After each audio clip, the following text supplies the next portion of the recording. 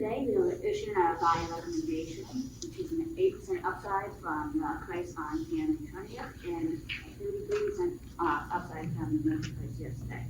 Despite the recent price drops, we are holding our recommendation. Our valuation is based on that Thesis model. Our upside thesis is mainly based on the fact that we think America is undervaluing these three factors: the circular customer theory, the Ecolab Science Certified program that they recently implemented, and their recent ESG updates. Ecolab has 5 main business segments as listed above that have driven about $11 billion in 2020 revenue. Ecolab started with one dishwasher detergent product and now has hundreds of different products and services. One product is the clean purification products that are now complemented and enhanced by the Purelight acquisition. Another, thanks to COVID-19 pandemic, is the Ecolab Science Certified program. Another aspect of Ecolab is they serve multiple different geographical segments, and we feel that all these different hundreds of different products and services and the different segments they service execute on that serving the customer strategy. All right, so we believe Ecolab's circle the customer strategy is actually the key to its success thus far. So the company seeks to provide comprehensive products and services to its customer, and this is the basis for value-based pricing scheme versus cost-based pricing. It's also helped Ecolab maintain a very loyal customer base and also maintain a very high switching cost from the customer's perspective. And Ecolab has been really active in terms of acquiring other companies in the past so many years. Mainly because they want to get into adjacent markets and also take advantage of the ability to cross-sell existing products and services to new customers and vice versa. So all of these, we believe that all of these help Ecolab, maintain a high pricing scheme and also cost efficiencies as compared to its competitors. And we believe that the market is currently underpricing Ecolab's growth potential as the result of circular customer strategy just a little bit. So Ecolab currently operates in the specialty chemicals industry that has seen a significant decline in 2020 given the recovery of the pandemic. With Ecolab has also been facing issues in their overcapacity with pricing pressures and trading uncertainty since 2020, along with the pandemic, had shown a plethora of structural and character problems for Ecolab. Ecolab's disinfectant cleaning products had seen a temporary surge in demand, but has continuing to be faded with the recovery of the pandemic, along with one of their Octicide products, which is a cleaning disinfectant, has shown a history of litigation regarding health complications for healthcare workers due to long-term exposure. With opportunities, Ecolab has the ability to invest in antiseptic and infection control products that has shown a very positive outlook in the near term. And in terms of the competitive markets, with Sherwin-Williams and PPG, the market is very competitive with a high risk of rivalry while having a low risk for new entrants. One way we feel that Ecolab can differentiate itself to its competitors is its Ecolab Science Certified program. It's rolled out with about $5 million in sales, but we view it as a huge growth potential, and we feel by targeting all current customers, it can achieve $5 billion in sales. We also feel it's a great way to address its social scoring for ESG. Ecolab has been one of the leaders in the environmental efforts. They've been making great progress towards their 2030 impact goals by changing their operational practices and by applying Purelight. This has a positive impact on their net capital, and we believe that this will continue on in the future. While socially they perform lower than their peers, they've been making excellent improvements to their social efforts, including the Science Certified program, and I believe that this will soon have a positive impact on their capital. Ecolab moves lower than the peers in terms of governance, but they have assessed this and been making changes to have this have a positive impact on human capital. All right, so let's go to revenue growth projections. So we're looking at 6.4% CAGR in the next 5 years, and this will be mainly driven by very strong recovery for institutional, which is really in line with hospitality industry. Cross sales, consolidation of sales from that Pearlite acquisition is really big here. Price acceleration of up to 15%. So we know that industrial has announced a price increase of 15% and life science 12% just last month. So those will drive revenue increase. And last but not least, we believe that Ecolab will be able to grow its customer base that is already very loyal because of more stringent regulations post-pandemic. And we'll talk about margin. So we know that margin and return metrics have been really depressed during the peak of the pandemic in 2020. However, we think that they'll catch back up in the next year or so because of a few reasons. So the supply chain crisis will subside. So currently we know that Ecolab is still lagging in terms of passing down the cost inflation to customers. So maybe margins would still be not great in the next year, but the year after that we believe will catch back up. And then we expect to see some cost efficiency, cost savings from the Pearlite acquisition, and last but not least, geographical expansion of Ecolab Science Certified. So basically, high marginal revenue at a low marginal cost would then drive up margin. Our DCF model suggests a 33% upside when using a discount rate of 6.13% and a terminal growth rate of 2.3%. We're actually cautious to choose that terminal growth value, not based on the 10-year treasury rate, because we believe that due to quantitative easing by the Fed, that's a bit low. Rather, we chose historical U.S. GDP growth rate and inflation to provide that metric. We also performed a beta scenario analysis knowing that beta would obviously drive share price. So we experimented with a few return time windows. Ultimately, we selected the 3-year because we believe it captured years worth of pre-COVID market returns during COVID with about a year of recovery. So the bull case for Ecolab is really stemming from post-COVID global economic recovery, which will of course boost sales volumes, along with boosting restrictions for the same thing. Of course, it's fewer supply chain disruptions occur. We'll have alleviation of tighter margins, which will free up cash. And lastly, with the global expansion of the Ecolab Science Certified program, we believe that there's upwards of $5 billion that could come in if they were to expand the rest of the total addressable market. The bear case really stems from high inflation and the ongoing supply chain issues. In November, it was cited that Ecolab had to raise prices 3% in response to raw material prices going up 15%. If that continues, that is going to eat into margins, or which they've tried to suppress. They've suppressed margins to keep pricing low.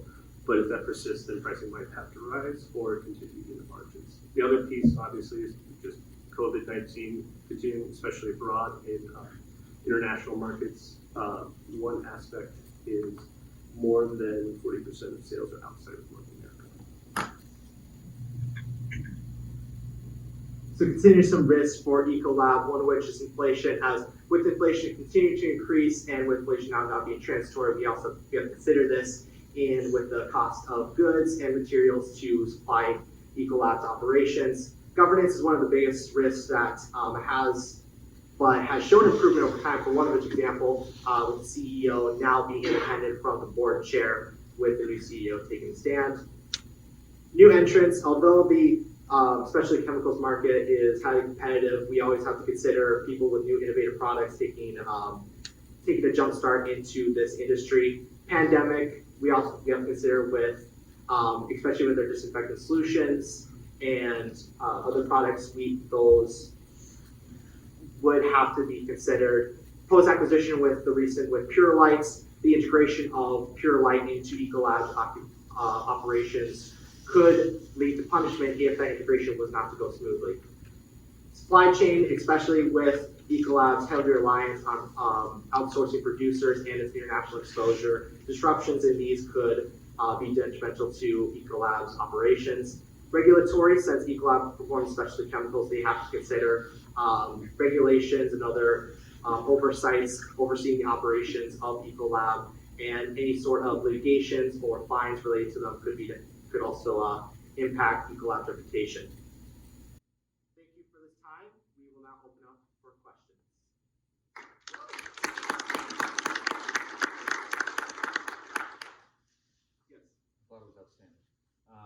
especially like the focus on the circle of customer focus, as well as the discussion on value-based pricing. I thought that was very interesting. I do have a question though regarding the margins. Can we go to the margin slide that you guys put together? Right here. Yep. Okay, I'm colorblind, I apologize. Which one's EBITDA? So I assume, like, EBITDA's probably the higher one. You don't seem to anticipate much margin expansion. Is that accurate? Yeah, so the thing is, so this chart only shows to 2023. Sure. We should have had 2 more years, which will show increase, but yeah, we do not have it in here. But I think the margin increase, it will take a couple of years for that Pearlite acquisition to actually generate some kind of cost efficiency. Sure. And I think, you know, with the price, you know, getting dropped in the past month because of, you know, supply chain crisis being really prolonged and more serious than we all expected from the beginning, I think it'd be more reasonable for it to stay kind of the same in the next 2 years, and then it can recover towards the later 2 years. I think it's prudent to be conservative on your assumptions. I thought it was a smart way to go into evaluation. My only thought was, given the, I think I saw over 6% in revenue growth, given the scalability and operating margin, the operating leverage just inherent with a business like this, I would have thought the margins would maybe expand more than you would assume, but it's a fair assumption in your analysis. If I may comment with the acquisition of Pure Light, we know that Pure Light is going to be a very successful acquisition for Ecolab. But in terms of like, we need to also look at like how well is it going to integrate into Ecolab's operations.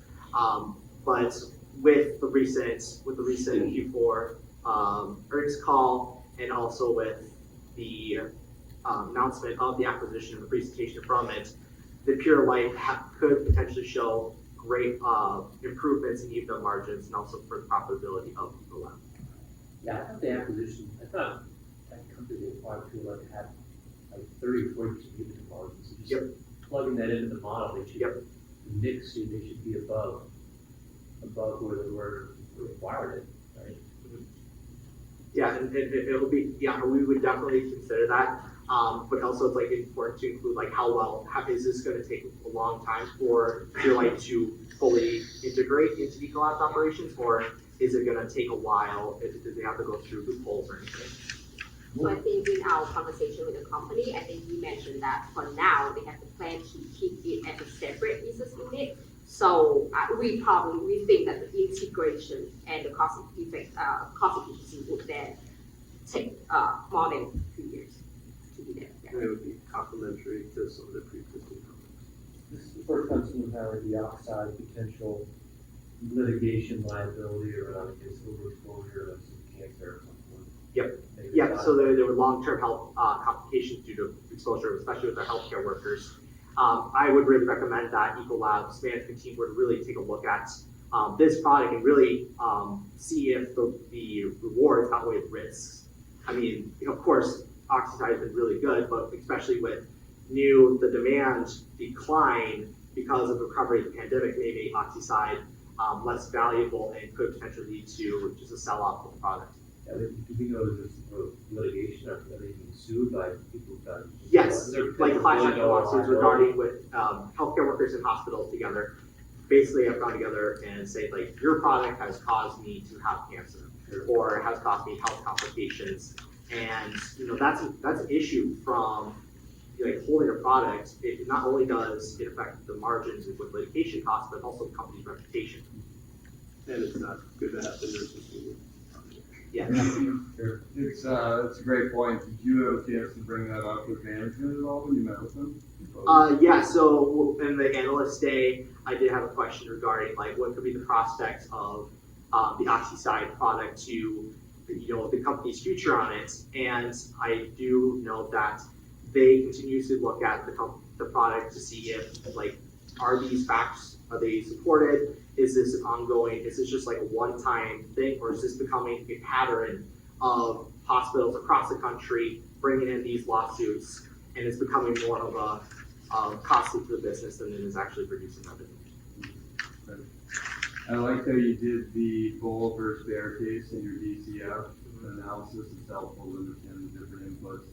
Did you look at what those different scenarios spit out for evaluations in each of those? In other words, if you put through your assumptions on the bull case, what that meant for a price target versus what it means on the bear case? We did not put a. We kept it pretty qualitative. Yeah. Got it. In the science certified program, I think you mentioned that that could be a 5 billion or so opportunity. Is that in your financial model, and how did you get to that estimate? So basically that is the maximum. So we know that the current net gain, when they rolled out the Ecolab Science Certified, is the impact is 5 million over 30,000 customers, and they have 3 million customers worldwide. So if these they can roll this out, to all the geographies and also all the business units, the maximum would be $5 billion. So we are seeing a lot of potential there. We did not take into account you can maximum take to 80% of the market and things like that. But there's definitely that maximum potential if you are doing this right. It is at a very early stage, so we did not really, capture a lot of that in our financial model because, the success of it will depend on how it looks like in the next year. Yeah, right now it's only domestic, and I know they're trying to expand it international. Yeah, I think Europe is the next place that they are gonna try next year. It also could be utilized to just attract new customers that are currently not.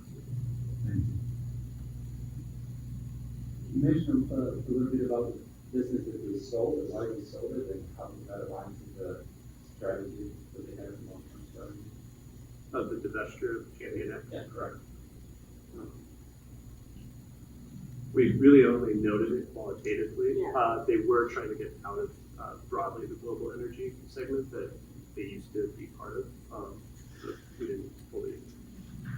What is that for this Pure Oh, Yeah, well, that's a follow-up. Okay. So is that Pure Light aligned with the strategy, the long-term strategy? It more closely operates with the three main business segments of Ecolab, which is water, industrials, and life sciences. So with the divestiture, basically now we are more of a Ecolab has more consolidated operations instead of with this business segment being basically how the picture of our main areas. Basically, the divestiture with the acquisition of Pure Light makes us a lot more of a consolidated operation. That definitely, reduces the risk of, taking care of multiple operations at once. Also, I want to add that divestiture from businesses that are not their core businesses would then help them focus all of the resources into the actual key businesses, which we all know industrial and institutional, and of course life science, which is on the rise right now. And I think they've been doing a really good job capturing that headwind. You mentioned high switching costs for the customers, and then you mentioned inflation could be a risk. Relative to their peers, how well do you think Ecolab can pass through cost inflation if producer prices stay high for a few more years? So I think they have been pretty laggy. So I think they try to absorb the cost, the inflation through and not passing it to the customer in 2020. So I know that historical price increase every year is around 2%. 2021 was 4%, which is the highest ever. And then this year they're looking at maximum of 15%, 15% industrial, and then 12% life science. And what's interesting is that we did not expect life science to go up because they have so much volume, but it just kind of looked like the situation is really a lot worse than they expected. So we think margin next year, I think this year 2020, forget about that. 2020 would be bad still because they're still trying to catch up with the cost. But the year after that, hopefully, that we expect hopefully it will go back up. Yeah. So maybe about 1 year lag. Yeah. Last question, can you maybe, I think you said you have been growing 6% in the outer years. Can you just break that down between how much is price versus volume versus new customer adds?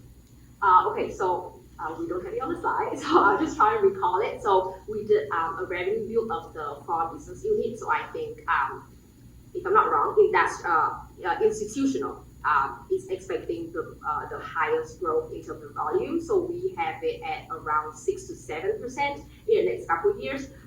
Then the next one will be Next one will be life science, about 3 to 4%. So we know they had a lot of headwind during COVID, but this year, it was such a kind of one-time surge during COVID. So we're expecting it to go up maybe about 3%, and the last one is industrial, which is around 2 to 3% in terms of volume growth. And then pricing wise, we know that next year industrials 50%, life science 12%, and the rest of them around 4 to 5%, which is in line with 2021. Yeah. Thank you. Good job.